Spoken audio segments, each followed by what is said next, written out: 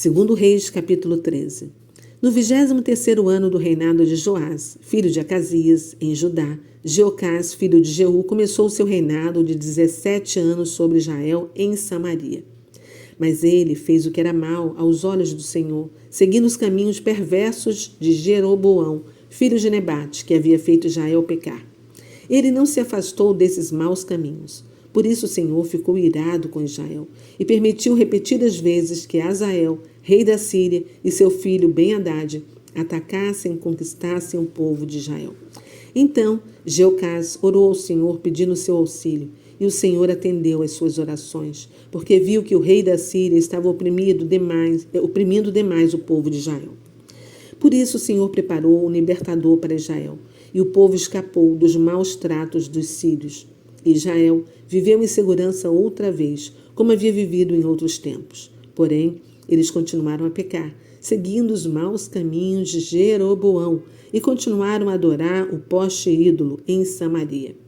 Por fim, o exército de Jeocás ficou reduzido a 50 soldados de cavalaria, 10 carros e 10.000 soldados de infantaria, porque o rei da Síria destruiu os outros, como se eles fossem pó debaixo dos seus pés. Os demais acontecimentos da história de Jeocás estão registrados no livro da história dos reis de Israel.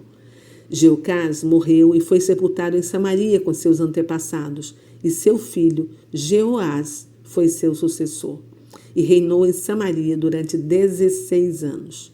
Ele chegou ao trono no 37º ano do reinado de Joás, em Judá.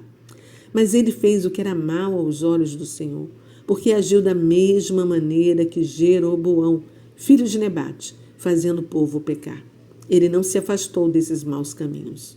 Os demais acontecimentos da história de Jeoás, inclusive suas guerras contra Amazias, rei de Judá, estão escritos no livro da história dos reis de Israel. Jeoás morreu e foi sepultado com seus antepassados em Samaria. Jeroboão veio a ser o novo rei. Quando Eliseu estava doente da enfermidade da qual morreria, Jeoás, rei de Israel, foi visitá-lo e chorou ao ver o estado em que o profeta se encontrava e disse: meu pai, o Senhor é como carros e cavaleiros de Israel. E Eliseu disse ao rei: traga um arco e algumas flechas. E ele fez isso. Pegue o arco em suas mãos, disse ao rei de Israel. Eliseu colocou as suas mãos sobre as mãos do rei. Abra a janela que dá para o leste, disse o profeta. Atire, ordenou Eliseu, e o rei atirou. Eliseu declarou então: esta é a flecha do Senhor, vitoriosa sobre o rei da Síria, pois você conquistará completamente os sírios, em Afeque. E Eliseu acrescentou: agora apanhe as outras flechas e atire-as contra o chão.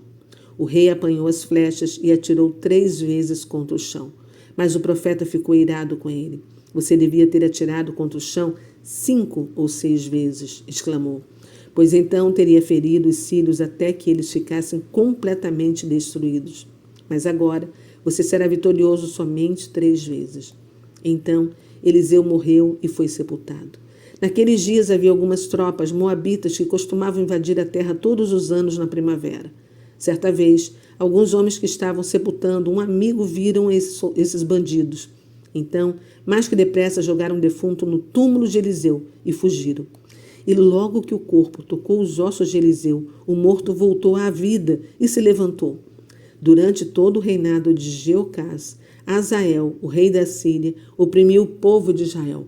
Porém, o Senhor teve misericórdia do povo de Israel, e eles não foram totalmente destruídos por causa da aliança que havia feito com Abraão, Isaque e Jacó.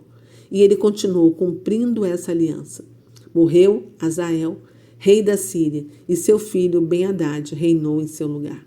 O rei de Israel, Jeoás, filho de Jeoacás, teve muito êxito nas 3 ocasiões em que reconquistou cidades que seu pai havia perdido para Ben-Hadad.